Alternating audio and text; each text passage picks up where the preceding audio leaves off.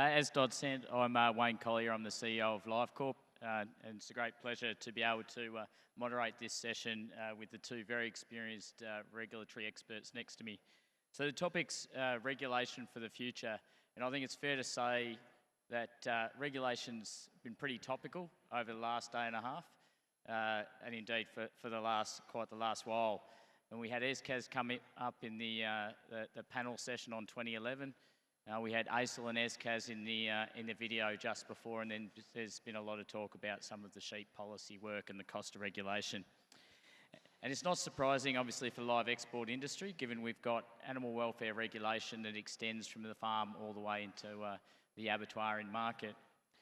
But I think it's also one of those things that applies equally to all of us, no matter what we're doing, and particularly as farmers and business owners.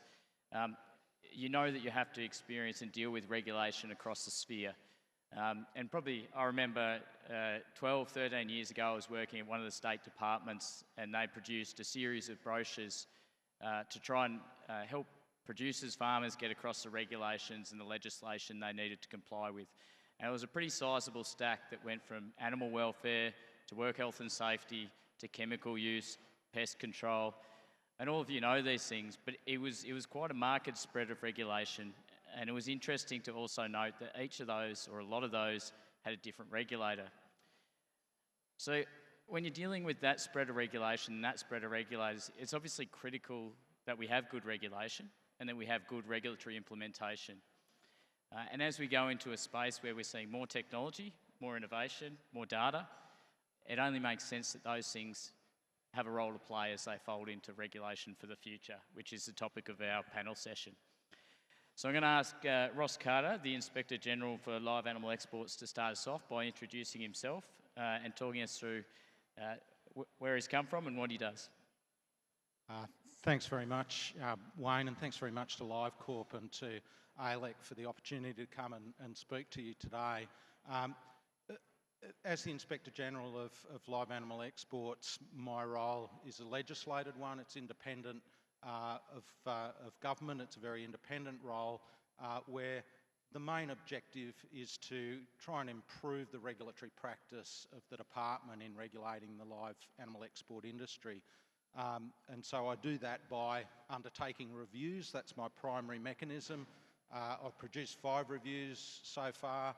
Those reviews I've viewed as being a body of work where I've tried to look at what are the good principles of good regulatory practice and how do they apply in this context, and made recommendations and observations to try and help the department shift in that direction in the way that they regulate. My history is as a regulator. I started off in very much field-based operational regulation in rural and regional areas, mainly in industrial pollution, but sort of overlapping with the ag sector in places like abattoirs, piggeries, sausage casing factories. Everything that smells bad and has lots of effluent coming out the end of it was some of my exposure in the early days. But I've also regulated across a range of different legislative mechanisms, from market-based regulation through natural resource regulation and those sorts of spheres. And one of the things that fascinated me in regulation was what makes good regulation, and I think we'll talk some more about that, but also what happens when it doesn't work and when we have incidents that might occur that generate political reaction and community reaction, and we get what's called amongst regulatory types, pendulum swing in regulation. So you get a political response, and often that response takes you to not the best place in terms of efficient and effective regulation. There's an overreaction quite often to that, and so I was fascinated by that phenomena. It occurs across all regulators everywhere. You see it in all jurisdictions.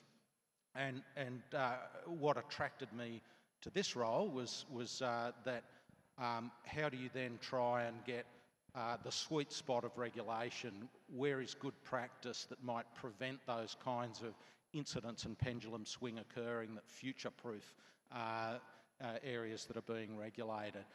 And so after working for many years in the sector, I went and did a master's by research into that very topic, and then I've ended up in this role. We're joined on the panel by Grant Barnes from New South Wales Natural Resource Access Regulator, and it's fantastic to have Grant here. It's a completely different sector, obviously, but some of the principles and concepts and the journey I think will resonate.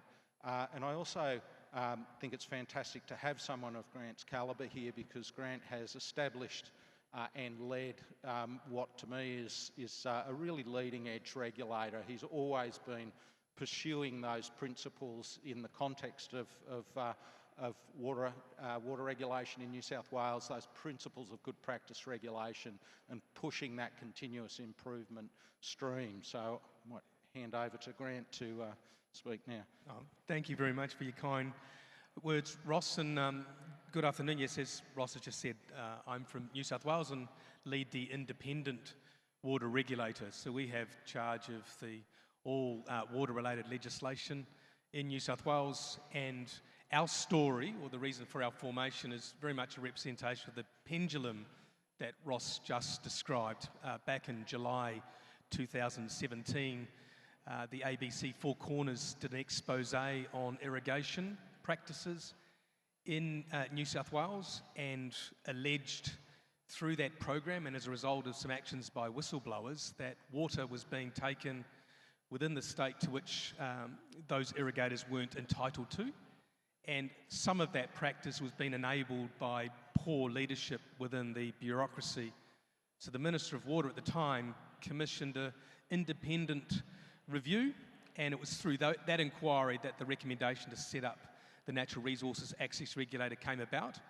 And in the space of 4 months following that program being aired, we were established, our board was appointed, and we were up and running.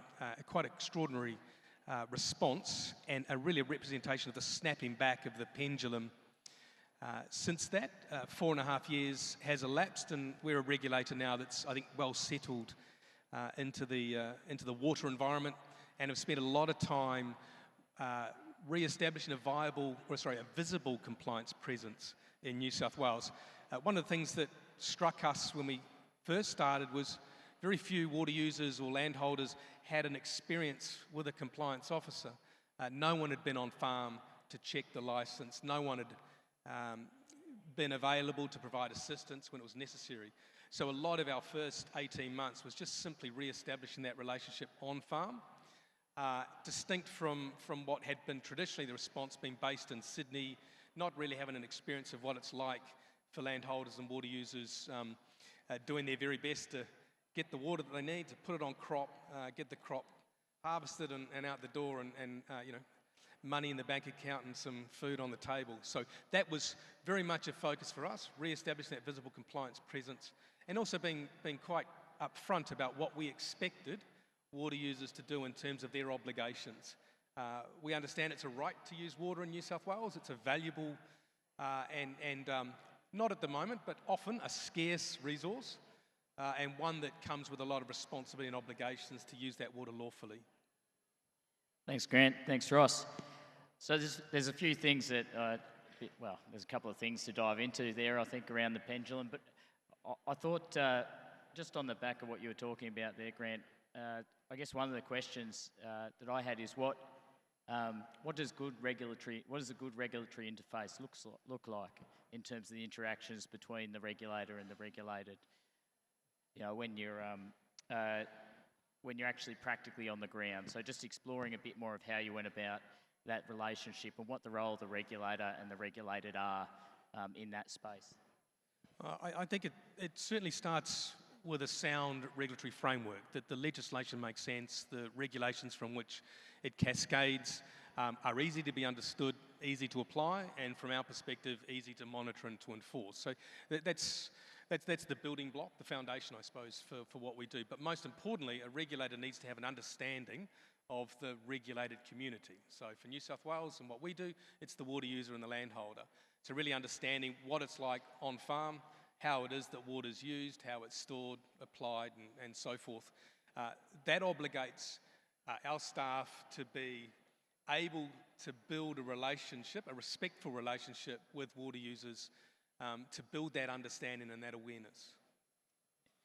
No, and that makes a lot of sense. So I'm stepping back a little bit, back to the why of regulation.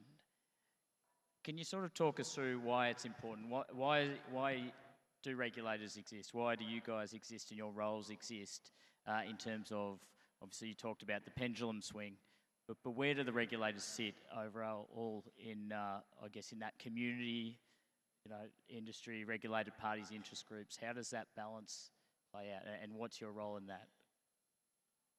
Well, I think that, to sort of try and be very precise about what a regulator's job ultimately is, it's about risk mitigation and harm prevention, and the community confidence in an area where there's a perception that risks are expressed and that harm occurs, the community confidence that there's a regulator in place that is looking closely at making sure that those things are, that those risks are identified, that the preventative measures are put in place, and that assurance is being given for that to occur.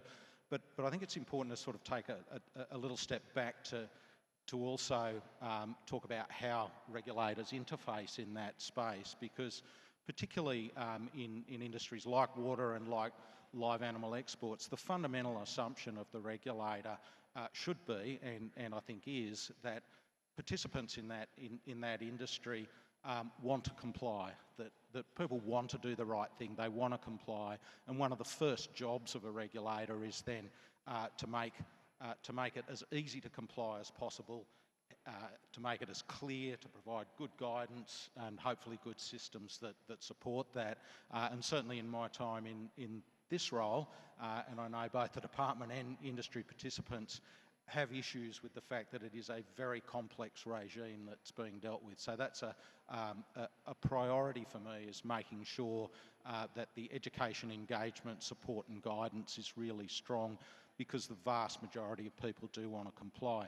The community confidence element that's important in a regulator is that while everyone, the assumption is everyone wants to comply, for one reason or another, not everyone does. And it's an important job of the regulator to be detecting and taking a proportionate response to that non-compliance, to try and improve the performance there, to ensure there's a level playing field, but also to inspire that confidence in the broader community, that they are looking for those instances where performance isn't what it should be. Yeah, Grant, did you have some comments on that? You're actively on the ground, or your team is on the ground doing precisely that. So. Yeah, look, we are doing precisely that, and for reason of fairness. So as Ross just said, most people that we encounter want to do the right thing, and most of them are. We did 5,000 inspections last year, random inspections, where staff went out on farm, met the farmer, and from that we were able to deduce that in most cases, or in fact 75% of the visits that we undertook, all the conditions of the approval were being met. And that's a great result, and we were able to express that publicly, and in doing so gave confidence to the industry that most water users were doing the right thing. But we also knew from that work that about 20% of our encounters, there was a degree of non-compliance, but it was what we deemed to be minor and easily corrected. And so a regulator has an obligation there to provide helpful advice and guidance, particularly where the attitude to compliance is positive. So we know in New South Wales that water law is really complex, and mistakes can be genuinely made without intent. And so for us, it's offering some advice to get back into compliance in a helpful and respectful way. We also know that in our encounters last year, just 5% of those approvals, or those inspections we undertook, determined significant non-compliance that warranted enforcement action. And so there's two things I could say from that. One is we were able to demonstrate that those who are doing things significantly wrong, received the appropriate sanction, but more importantly, the vast majority that doing the right thing got the validation from the regulator that was in fact the case. And I think that goes to community confidence and trust that in New South Wales, the water, this publicly owned resource, is being used appropriately and fairly and in accordance with what the law requires. So you talked there about the educational aspect of it, as well as the compliance and the enforcement aspect. How is that? You mentioned the degrees, but how much time do you put into each of those, and what sort of activities do you do, I guess, in terms of what does education look like, and what does it look like for someone who is doing the right thing and is compliant? Do they get, I guess, not less regulation, but less sort of interaction with you guys? Is it sort of one of those scales where they see you sometimes when when they're doing the right thing, but if they're not, they see quite a lot of you? So I think all water users who are compliant with the law have a right to not to be interfered with by us or to be intruded by us. So we take a clear path away from the compliant, and we're able to do that from arm's length. We have technology that's evolved post-COVID and that enables us to have a good understanding of how water is being used across the landscape. Those who we detect to be in minor non-compliance, that's where we do make the approach, and it's a friendly, how can we help? And when that's reciprocated, we find that those matters are resolved really quickly. That's a real, from an efficiency standpoint for a regulator, that's a really cost-effective way of ensuring compliance. And because it's an early intervention, it's often a friendly interaction. Because you don't want to meet some of my staff who are the real hard-nosed investigators. And when you do meet them, you know that you're in a bit of trouble. And as I said before, that's really just a small proportion of the water users in New South Wales that we do encounter. Most of those who meet my team meet the friendlier side, those who are there to provide advice and guidance. No, thank you. So looking then to, you both mentioned in your opening introductions the pendulum's swing. So Ross, maybe starting with you, how do you go about stopping that pendulum swing, or at the very least, or can you stop it, I suppose? Look, I'd like to think you can, but it is quite challenging, and you do see the reaction of governments to incidents and events by expecting a higher level of scrutiny and of regulatory burden, if you like. And I think certainly in the live animal export space, we've seen that with a number of reviews since the Moss review, my role coming into existence, quite a lot of public scrutiny that's been occurring. And I think that, we've heard today a number of speakers that are concerned about the cost of that regulation and the efficiency of that regulation. And I think that is a really important issue, but it is also quite a dangerous issue in some ways, because it's often a blunt use of that cost saving or efficiency that takes you back into a speculum, a pendulum spin where you haven't achieved effectiveness. So getting an effective regulator is absolutely critical, and then driving efficiency is a really important part of that. And most regulators that are operating well are a fusion of a number of regulatory concepts and principles, and they're operating those in a dynamic way. They're forward-looking, they're examining what are the emerging risks and potentials for harm, and they're looking at how can they prevent those things occurring. But they're also keeping an eye on, well, how good is our interaction? How efficient are we in operating? Where can we be a lighter touch? So it's trying to get that balance right of being proactively examining emerging risks and concerns and trying to get ahead of that ball, and having good mechanisms and things in place. And where it's important, detecting and taking action where there is poor behaviour and correcting that. But at the same time, keeping an eye on, well, where can we reform ourselves to be less burdensome and more efficient? And I think that, to me, is a more sustainable sort of regulator in the long term. You don't get the political pressure to reduce burden at the cost of effectiveness, and you can continue to deliver well. So I think that's sort of the sweet spot that I think regulators should be striving for. Grant, you look like you might have something to add. Oh no, it is that sweet spot that we're seeking. Often the language of regulation is described in terms of the costs and the burdens that are imposed, and that's part of regulation. It's a constraint on activity that does bear a financial cost. What we also like to talk about when we can is what are the benefits of regulation. And so in New South Wales Water, that's an acknowledgement that the value of the entitlement, of the collective entitlements within New South Wales is $29 billion.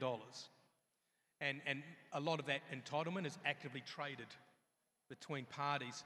Those trades have a value in part because the purchaser knows they're going to get that water, not just in their water accounts, but physically on farm.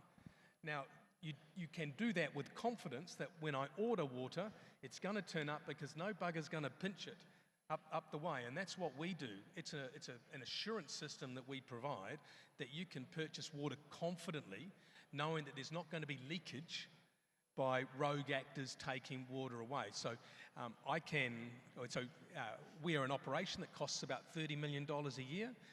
About 25% of that's paid for by water users, and I maintain that's good value for money when you consider that it's in protection of an asset that's collectively for New South Wales $29 billion worth.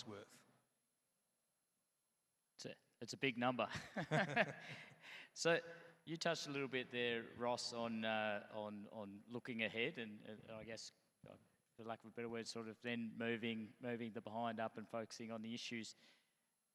The live export industry has obviously faced significant review over a number of years, and it's responded to change on numerous occasions.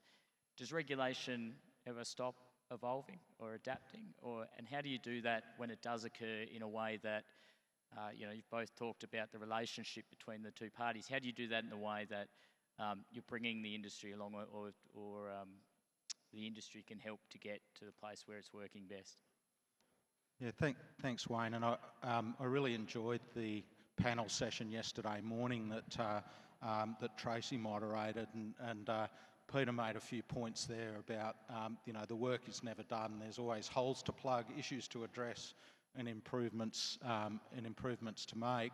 But also from that panel there was a discussion about an industry strategy, and that posed for me, well, how does the regulator fit within industry's strategy? Because while everyone might not view it this way, I view a good regulator as being an asset to its industry. Regulation doesn't occur in a vacuum. It does need to be dynamic and to change, but it can be led by industry that's operating and innovating above compliance and getting ahead of the curve in that sense. But also it stands you in good stead for those incidents and things that do occur over time, where you have a good regulator to point at as part of that assurance and community confidence picture. So I think back to the nub of your question though, regulators should always be adapting and changing and looking at how they can keep a focus on risk mitigation and harm prevention, and what are the new risks and the new problems to solve. Once you've bedded down an approach and a set of systems that are working well in industry, quite often legislation still requires you to do things around that, but how do you then make that as efficient as possible so that it's not what's occupying your or industry's time? You're thinking about those new and emerging issues and focusing your energy more on those. So I might just follow up quickly on that. How do you approach looking at where you can then start to move your focus forward and away from things where you have started to solve those issues? Because we talked a little bit about innovation and data, and I thought maybe that's part of the role there, is that as a regulator can and you mentioned as well, prove some of the assurance and prove some of those things. Is that a basis for shifting the weight of regulatory focus, I guess? I certainly think there's huge opportunity in technology and the use of different technologies, and industry is usually the place where innovation in that space occurs. And I like to think of a lot of the tasks of regulatory compliance and assurance as being best when they align with what is good business practice in terms of how businesses manage and mitigate their risks, but thinking from the industry perspective about the need of the regulator and going, well, okay, if we're doing this for our business purpose and we're looking at driving a more efficient system through the use of technology, how might that then be something we can talk to the regulator about saying, hey, if we digitise this system, or we provide this to you online, or we automate this, that can lead to that sort of efficiency gain in those areas that the regulator might have to do, but can do very efficiently if it's in a more automated sort of approach. And I was interested in the discussion yesterday about the requirement for IEDs in sheep and goats, and I thought, now there's an opportunity where animals are going to be able to have increased control and traceability issues. How does that get taken up by industry and used in the way that they operate their businesses, but how might that then flow into seeking more efficiency or providing assurance to the regulator on their operations? Thanks, Ross. Grant, I know you've got a bit to add on that. Maybe in adding how you work with the regulated parties using technology and innovation, can you also touch on, I always thought there's a bit of a difference between technology or innovation and how it's used by the regulator to do what they do more efficiently compared to how an industry works in technology and innovation and then uses that to meet the regulation. Can you sort of take us through the difference there and then how you've sort of worked as a regulator in that space? Has technology helped you? The pandemic caused us to confront how do you run a field-based organisation when staff are locked in their homes. We couldn't turn the lights off. We had obligations to continue operating, and we turned to technology.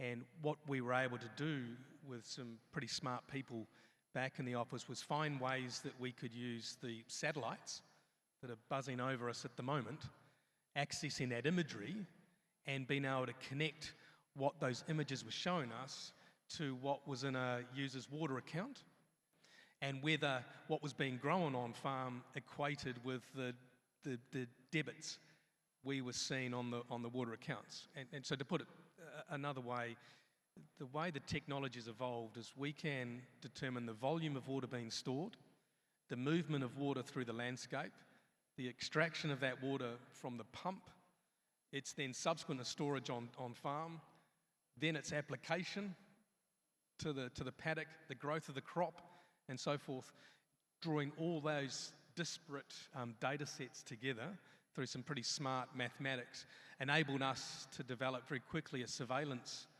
technology. And I'm speaking like a regulatory nerd when I say surveillance technology. I don't want it to be a big brother scary thing. But it enables us to surveil large areas of territory very, very quickly. And what was initially for the purposes of detecting non-compliance very quickly became a virtue, because we were able to confidently say to industry and their representatives that as a result of that monitoring program that we're doing, utilising the technology, most people were doing the right thing. It's important that we're able to counter that narrative that built post the Four Corners program that really painted a picture, an unfair one, that water users in New South Wales were a bunch of thieving miscreants. That couldn't have been further from the truth. The technology has enabled us to validate that absolutely, using really robust evidence to do so. And I think, so what I'm saying here is the way that technology has evolved is help rebuild the confidence in the industry that they're doing the right thing, and reset the public's perception of water users in New South Wales from being for some, the bad guys, to being, as they are members of a very important productive sector for New South Wales. That's great. So Ross, you mentioned technology. Are there areas that you think we have opportunities in live exports to apply technology to support that type of regulatory approach? Well, I've certainly made some observations about on voyage use of technology, where I think there's an opportunity for exporters to be using camera technology and environmental monitoring technology to both keep records and to be able to provide assurance post-fact to a regulator, but also hopefully to be able to provide additional tools to those who are managing the voyage in real time as well. So I think one of the concerns people had with that concept was sort of imagining an office full of regulators back in Canberra examining screens of footage coming off a ship, and that's not the intent at all. The intent is more that saying here are some really good tools that can be very efficient for you to be able to verify what's occurred, and for the regulator, if they need to come back and have a look at those records, or if something, if an incident occurs, to go back and then examine that. So I think there's a lot of opportunity in that space for technology. I think that we've seen some quite innovative approaches to control and traceability through the SCAS system, which we've heard a bit about in this conference, and I think is just a phenomenal mechanism when that evolved after 2011 to see a system that worked in that way and allowed industry to commence operating so quickly was a fantastic achievement in my view. But those things do need to evolve over time, and we do see low levels of problems that continue to emerge in SCAS. I think there's some technology solutions that might apply there, and certainly there's some operators that are using those kinds of technologies. Wayne, can I just pick up on that? I'm a career public servant. I've spent my life in the public service. I think if I was having to work in the commercial environment, my children would likely starve. I know the positives in the public service, but I also know where the challenges lie, and government is not inherently good at innovating in use of technology. And I think in the industry that we work in water, there's an opportunity for the industry to lean in with technology and with innovation, rather than letting that space be created or adopted by the government or the bureaucrats, the shiny bums who work in Sydney aren't really the powerhouse for innovation, where we see opportunities for that to be industry-led. And in doing so, I mean, there's a joke, I think I shared it with you before, Wayne. It was attributed to Ronald Reagan. I think he said something like the most scariest words in the English language is, "Hi, I'm from the government, I'm here to help." So in that regard, when it comes to technology, I think that's the space that should be occupied first and foremost by industry to lean in and be able to demonstrate and give confidence to the regulator that the industry knows what it's doing, and should be respected for such. That puts us in a different position, one of an assurance agent rather than a frontline regulator. It's a good quote, Grant. So one of my last questions was going to be around what we can do and how we can continually improve regulation. Ross, in terms of live exports, but more generally. It's interesting. I mean, what you were talking about there is the opportunity for industry to lead regulation. So I guess, just with that sort of intro, maybe we just touch on that, Ross, and what can we do within our sphere to work on improving regulation, and what is the role of industry and the regulator to do or contribute to that? Yeah, I think to sort of build on that theme, to me, if you think of a good regulator as being an industry asset, I think there's a stewardship role for industry in that, and I think that as Grant said, looking at where industry can be ahead of the curve and lead the sort of innovation that then they can put to the regulator as an opportunity to change the way things are done, that's important. I think being demanding of your regulator's performance is important, and I mean that in two spheres though, not just the efficiency and the cost sphere, but also in the effectiveness sphere. So asking the question about, well, what are the risks? How is this mitigating that risk? And how is this creating a level playing field for operators? And I think that taking on that stewardship role, once again, and viewing the regulator as an asset, and how do we make this an asset that works well for us in the future. Thanks. And Grant, I guess as we get towards sort of question time, do you have any final thoughts? I guess from your perspective, you're from outside the industry, you're working on the ground. What types of things are next for you? You obviously have set up fairly recently, looking at best practice regulation. What's the next thing that you start to think about moving into? I'm not sure quite that it's the next thing, but certainly something on my mind often is what's the relationship that the regulator can expect to have with the regulated community, or vice versa.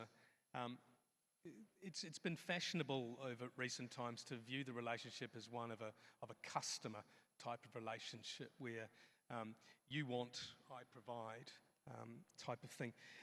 That's a dangerous position, I think, to be taking. I think the relationship should always be respectful, but there should be a healthy level of tension between the regulator and the regulated community. I'd certainly be saying to the audience that if your relationship with the regulator was a soft and kind one, then there's potentially some that's going to come out of left field and really tap you on your ankles.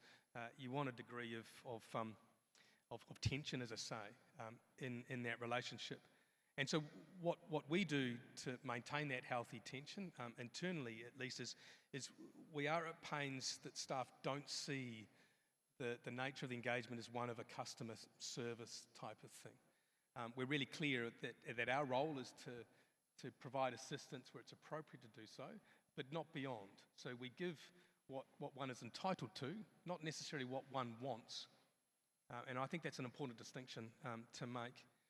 And there are other things that, are warning signs where a regulator privileges engagement with one part of the regulatory ecosystem, so spends a lot of time with industry and not with other stakeholder groups. And that was something that New South Wales fell into, a trap they fell into, where the relationship was very close and almost symbiotic between the industry and the regulator. And as a consequence, behaviour started to become embedded that led ultimately to the Four Corners program. So not so much where we're heading, but the one thing that's often on my mind is what's the relationship that we are looking to maintain with industry and the those that we regulate. Thanks, Grant. So a very quick follow-up just on that, in terms of, obviously, like you said, you don't want, or it's important that you know your industry, and that you're not seen as the, I think you said, the shiny bums in Sydney, working with the water users. How much of that involves getting out and seeing, like you said, it's not that staying away from that sort of customer relationship, but how practical a knowledge do they need to have of what they're regulating? I'll answer that by way of a real example. New South Wales, like many parts of the country, experienced a severe drought, and we were at the height of the drought, and it thankfully it started to break. So there were prohibitions placed by the New South Wales government preventing the taking of water on that first flush.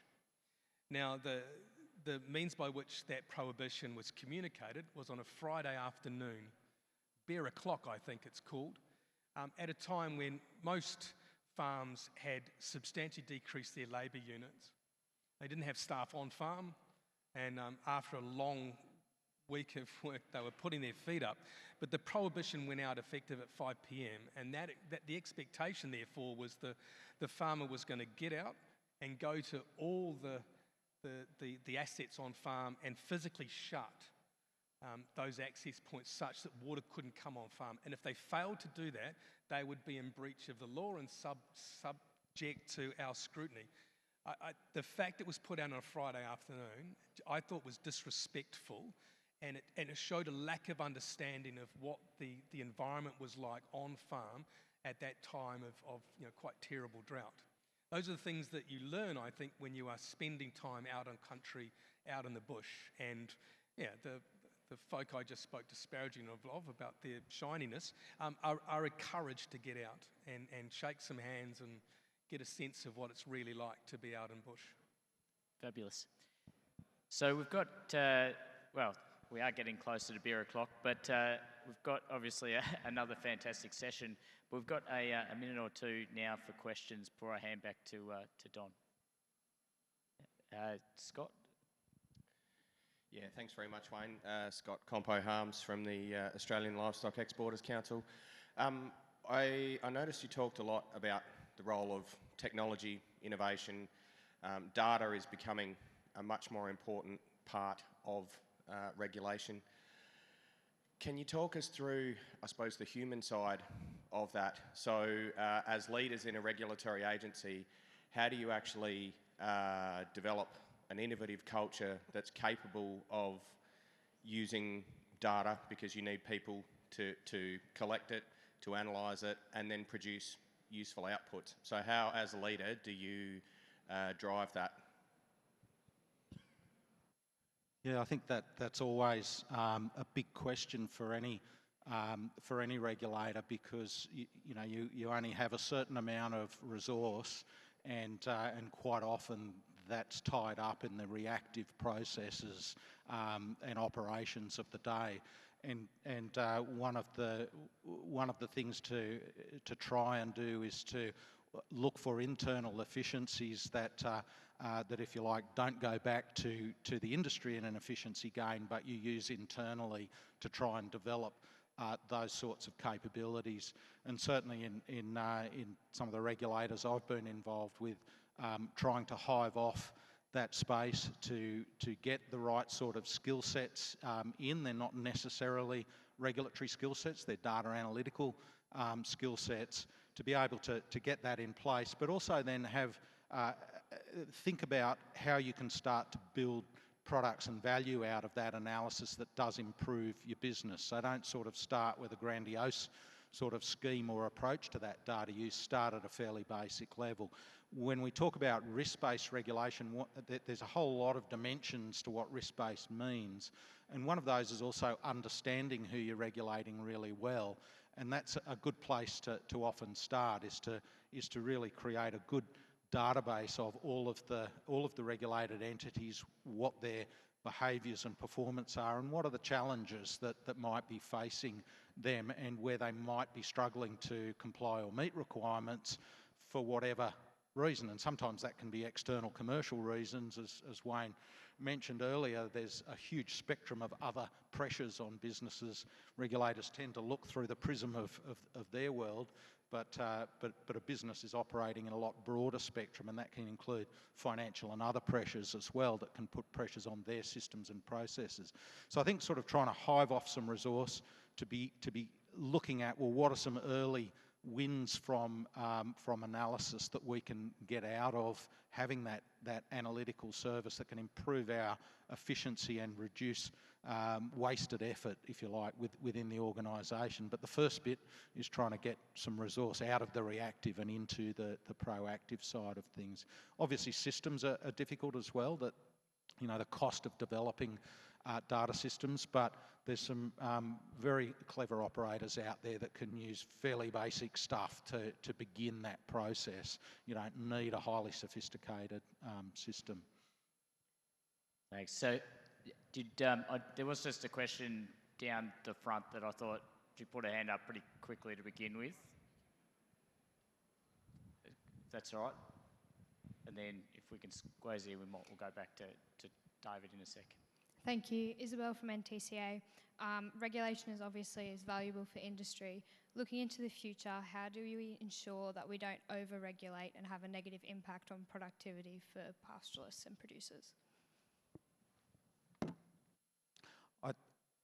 I think that is, as I mentioned earlier, one of the real challenges for regulators, and one of the terms that that I've heard used by a regulator I used to work with was regulatory ossification, which is just getting so locked into running the machine that you've got that you don't think about the burden of that, but also the effectiveness of that. Is this needed anymore?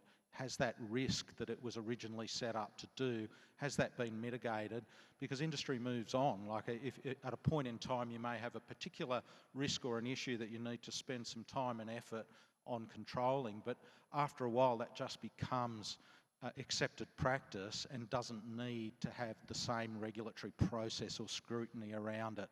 So being able to evolve as a regulator, I think, is the important way of trying to reduce and not continually add to burden. And as I mentioned earlier, being forward-looking, thinking about, well, what are the emerging risks? What are the potential harms that we're trying to prevent here?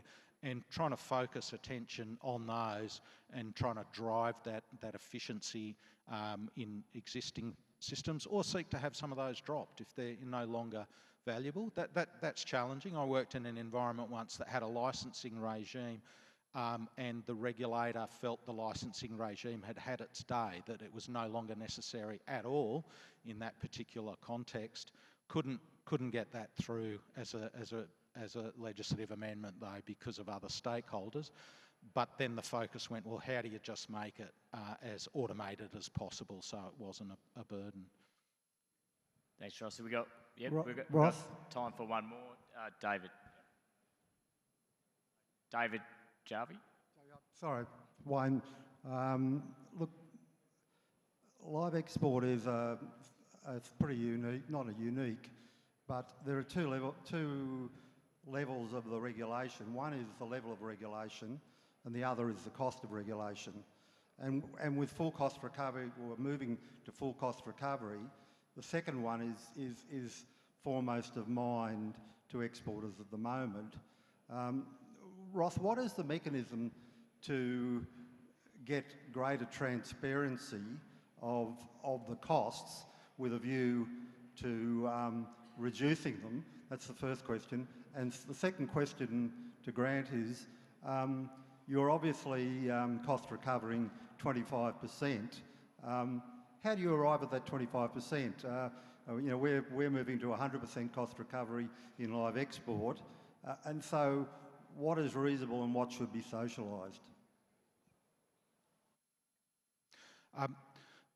So to answer your first part of that question, David, and we've had quite a few discussions around this, but to me, one of the tools that a regulator needs to be looking closely at to drive its own efficiency and effectiveness is getting a granularity in its business processes and operations, and being able to then communicate that and be transparent on it, that this is this part of our process, this is the resource it takes to operate, and to enable that discussion around, well, how does that continue to be an effective risk mitigator?